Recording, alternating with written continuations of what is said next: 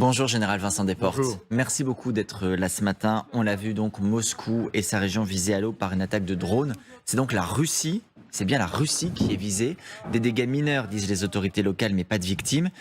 Quel est stratégiquement, de votre point de vue, l'intérêt de viser Moscou? Que peut-on obtenir par une telle attaque? Eh bien, beaucoup de choses, et d'ailleurs on ne sait pas exactement lesquelles. Ce que je veux dire, d'une part, c'est qu'il ne faut pas être surpris de cette riposte. Il est clair que Kiev n'attendait que l'opportunité technique, la possibilité technique de le faire pour le faire. Kiev est bombardé toutes les nuits, on le sait, et encore récemment.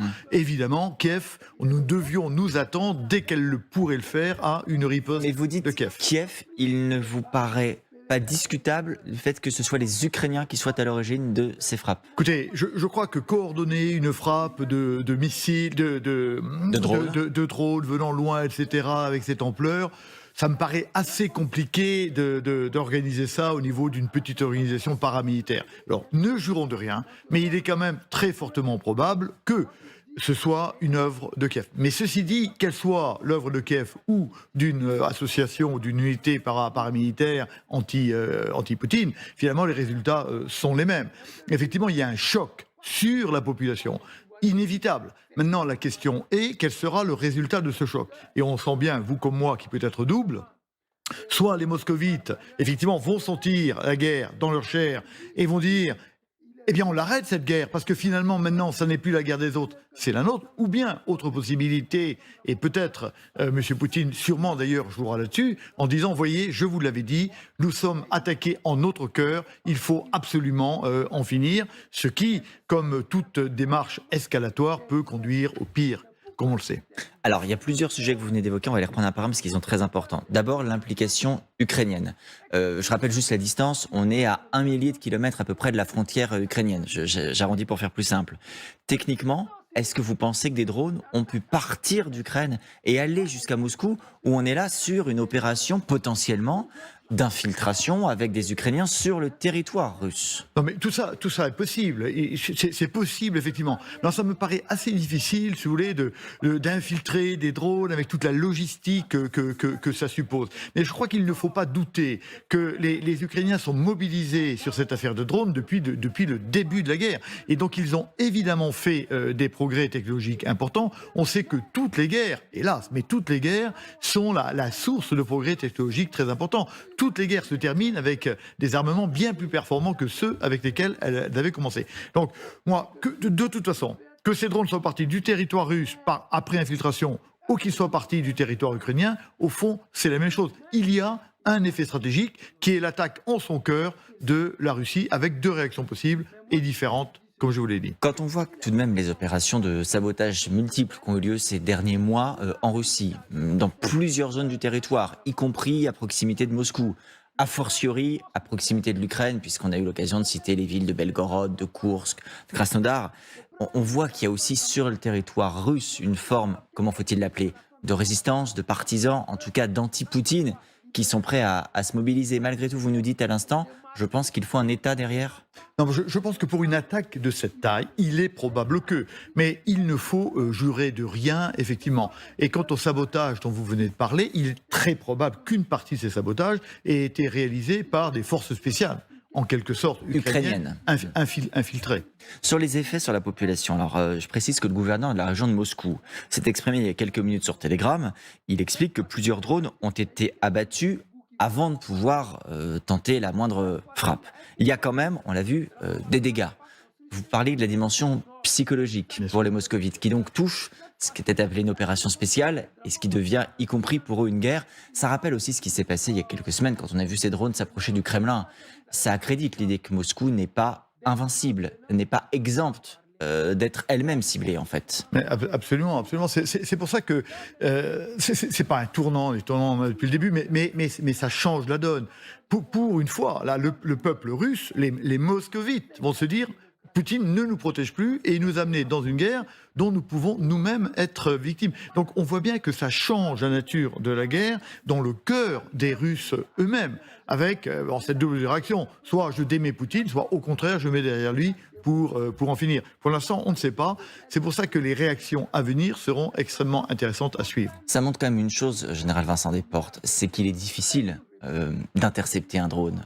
Aussi simple soit la technologie du drone, c'est un petit appareil qui ne se déplace pas extrêmement vite comparé à la vitesse d'un missile, par exemple, et pourtant, on peut être touché. Ça veut dire que la Russie aujourd'hui n'est pas capable de faire face à une attaque de drone, aussi grande soit sa puissance. Ça veut dire que je pense que très peu de nations, peut-être aucune armée n'est capable d'intercepter des drones arrivant en essaim, en nombre. On en a vu 10, c'était peut-être 20, c'était peut-être 30, on ne sait pas. Et donc oui, la majorité sont abattus, de la même manière que les Ukrainiens abattent la grande majorité des drones qui sont lancés sur Kiev, il y a toujours quelques-uns qui passent.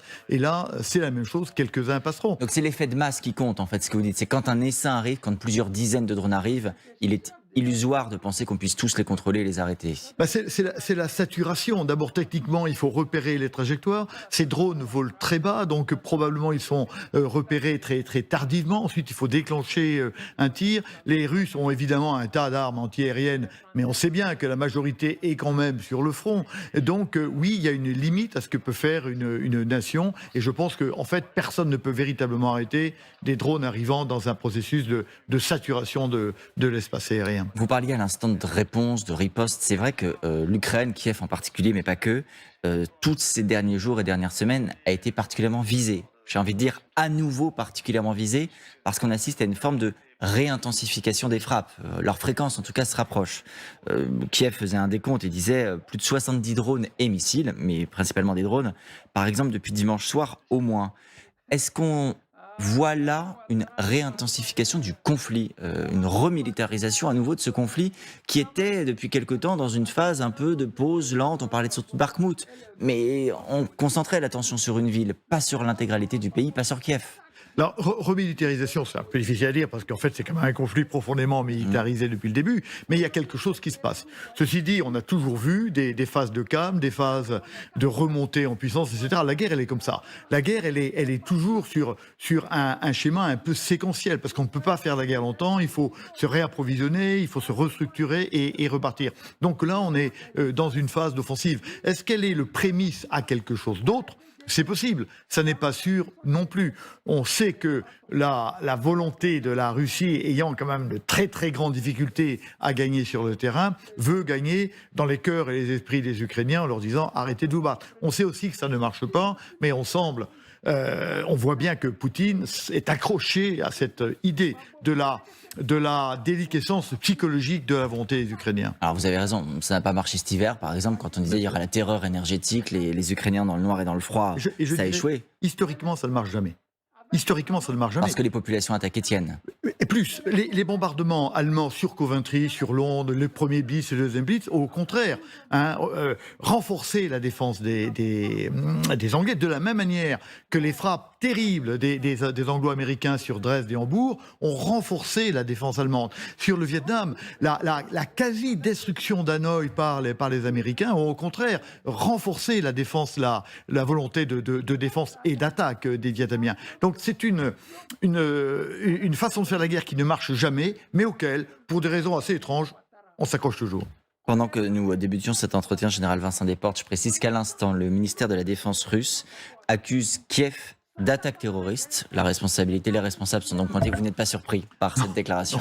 Évidemment, non, mais évidemment pas d'attaque terroriste. Enfin, évidemment, la Russie quand même ne pouvait pas s'attendre à autre chose. C'est elle qui est en faute. Elle devait savoir qu'un jour Moscou serait attaqué puisqu'elle attaque Kiev. C'est la réponse du berger à la bergère. Mais ça montre bien, si vous voulez, que cette guerre est en dehors de tout contrôle politique. C'est-à-dire que, à force de ne penser qu'opération, armement, etc., finalement, on laisse faire cette guerre. Or, on sait depuis le début, depuis que la guerre existe, que la guerre, et c'est Clausewitz qui nous le dit, la guerre n'est pas un objet, elle est un sujet. C'est-à-dire qu'elle a une vie propre, elle a une dynamique propre. Et c'est pour ça qu'il faut avoir un contrôle politique de la guerre.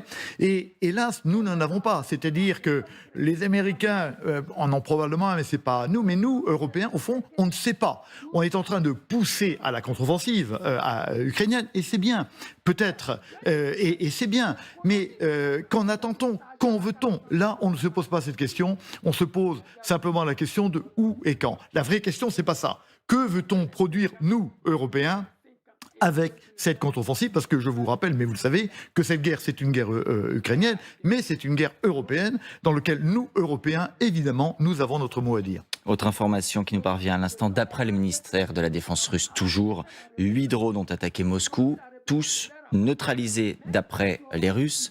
Sur cette question de la contre-offensive, Général Vincent Desportes, c'est peut-être un bon exemple. Vous dites, on a une forme de confusion entre le militaire et le politique. Parfois, on ne sait pas très bien de quel côté on est.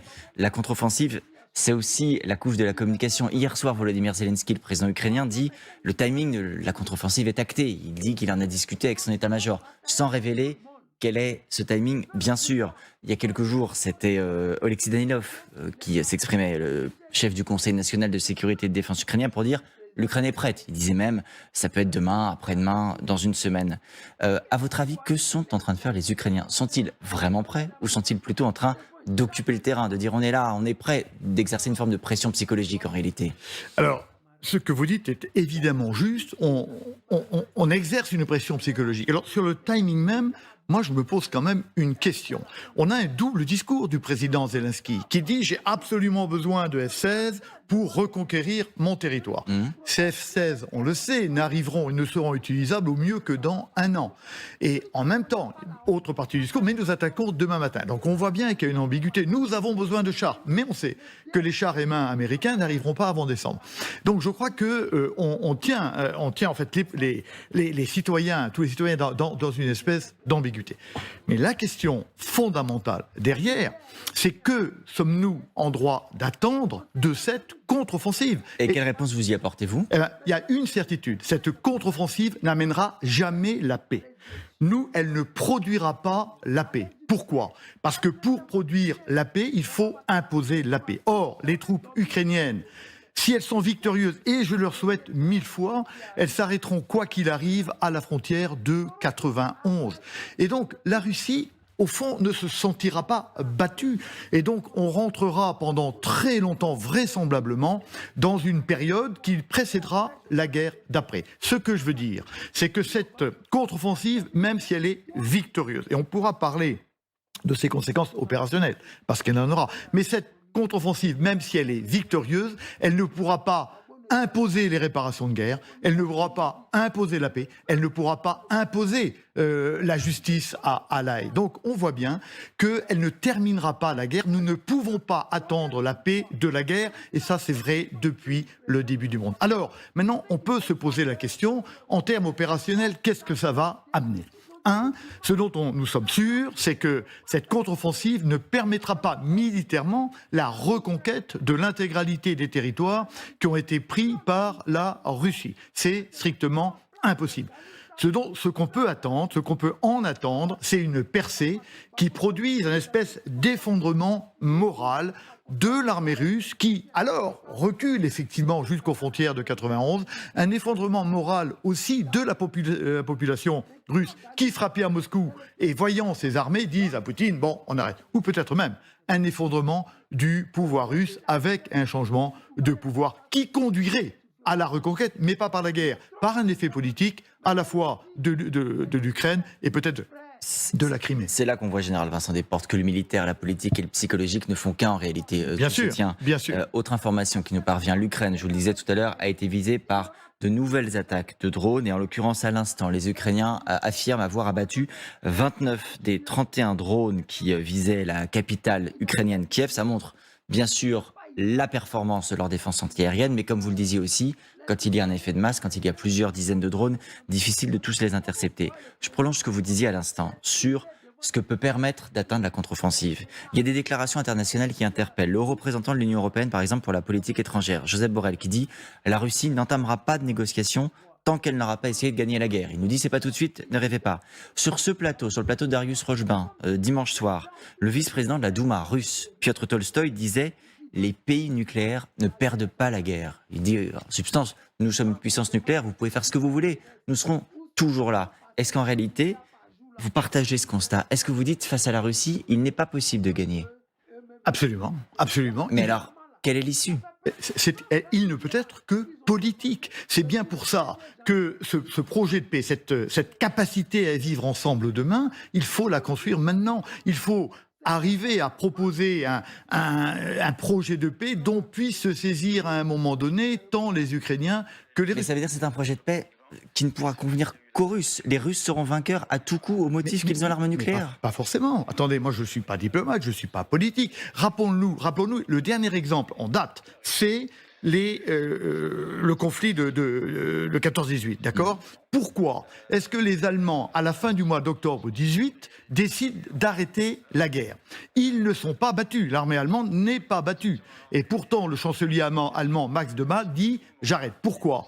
Parce que le président Wilson, en janvier 1918, a proposé ce discours en 14 points. Et donc, que fait Max de Malle? Il ne téléphone pas à Clémenceau ni à Foch, qui veulent rentrer en Allemagne et aller jusqu'à Berlin. Il téléphone à Wilson, il dit « j'arrête la guerre maintenant, mais à tes conditions ». Parce qu'il y a un projet de paix. Je ne dis pas que ce projet de paix était bon, parce qu'il était mauvais et qu'il a conduit à la guerre 20 ans après.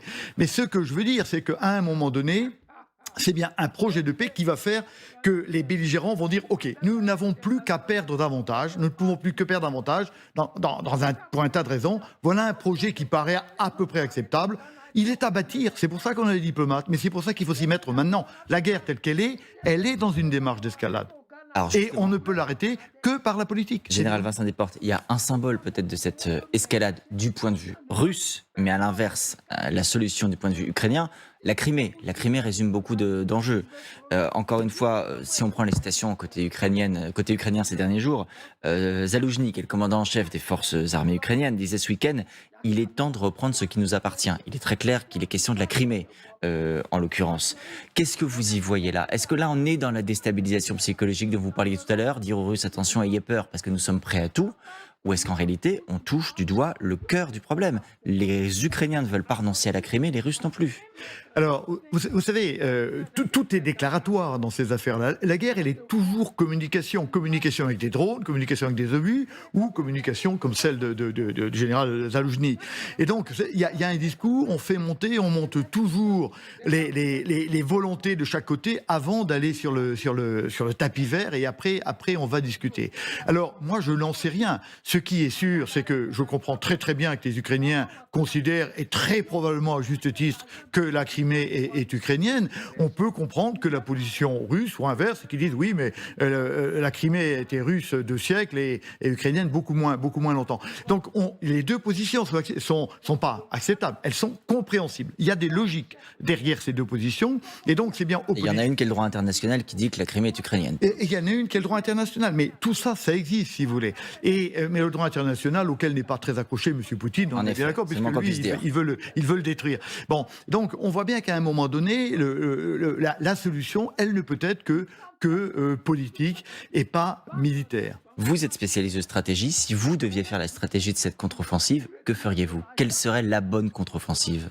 Bon, alors, je suis certes militaire, mais je n'ai absolument pas les données qui me permettent de répondre à votre question. Vous savez, la stratégie, ça part du sol avec des contraintes et des ressources, et ça produit quelque chose au sol. Et donc, il faut connaître. Moi, ce que je peux vous dire, c'est ce que je vous ai dit tout à l'heure, qu'il est absolument impossible que militairement, les Ukrainiens reprennent l'intégralité de l'Ukraine et la Crimée pour d'autres raisons. Et donc, ce qu'ils peuvent en attendre, c'est exactement, hélas, ce qu'avait produit l'offensive allemande de mai 40, c'est-à-dire un effondrement qui va permettre à l'Allemagne de pénétrer en France, alors que les armées françaises ne sont pas battues. Elles se sont même beaucoup battues, puisqu'on a 100 000 morts pendant cette guerre, 2 000 morts par jour. Donc on s'est battu, mais il y a un effondrement. Et donc ce qu'il faut viser, c'est ça. Et probablement, l'objectif est de couper le Donbass en deux pour aller rejoindre la mer d'Azov, ce qui rendrait ensuite militairement les choses très compliquées pour les Russes, puisqu'on sait que les approvisionnements se font par la bordure occidentale de la mer d'Azov, ou bien par le pont de Kerch. Par le pont de Kerch, c'est très compliqué. Donc on peut avoir un effet psychologique d'abord, et l'effet militaire, c'est de dire, au fond, votre guerre maintenant, vous ne pouvez plus la gagner parce qu'on a coupé vos flux logistiques. Un dernier mot, Général Vincent Desportes, pour conclure. Est-ce que l'escalade est possible, voire certaine? Quand on voit le président biélorusse Loukachenko qui dit la Russie a commencé à livrer des ogives nucléaires à la Biélorussie, précisons que rien ne permet de confirmer cette déclaration, aucune constatation internationale, aucun élément de renseignement. Ça montre aussi, c'est une manière de dire, le nucléaire est toujours possible, et il peut y compris se rapprocher, puisque passer de la Russie en Biélorussie, c'est encore plus proche. Oui, alors, non, c'est simplement, ça, c'est la discussion, si vous voulez, parce que vous tiriez du territoire russe ou de la Biélorussie, Ça ne changerait rien. ça changerait rien. Mais on est bien dans le dialogue nucléaire, on est bien toujours du rappel, là, c'est le rappel de M. Poutine qui dit « nous restons une puissance nucléaire », et moi je suis tout à fait d'accord avec ce que disait le vice-président de la Nouma. Poutine ne se laissera pas perdre, voire ne mourra pas, parce que sa vie est en jeu, sans avoir utilisé les armes dont il dispose, et ces armes sont nucléaires. Le politicien, le géopoliticien, ne doit pas écarter cette possibilité de ces raisonnements parce qu'elle existe, elle existera jusqu'à la fin, jusqu'au moment où justement un projet de paix acceptable par les deux parties permettra de sortir de l'escalade et j'espère qu'on y parviendra.